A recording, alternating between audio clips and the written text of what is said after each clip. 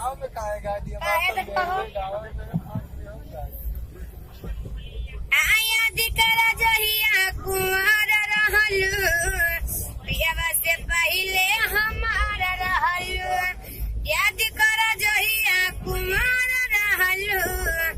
पियवा से पहिले हमार रहलू अब बातिन हमसे होई सुनाए मोरी करे जा दिले बड़ा जवन मोबाइलिया के ले जाया दिकरा जहिया कुंवारी रहलू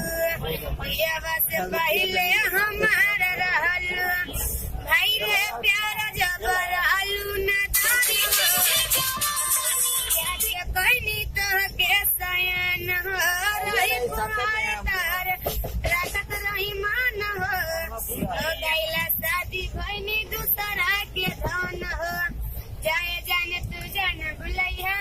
पापा जी से दिन धरा के जल्दी तू चली आया भाग्य कोती संगे तैयार रहलू पियवा से पहिले हमार रहलू भैया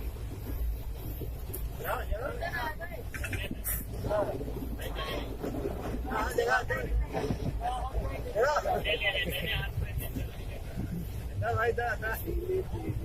दिक्कत दे रहा है।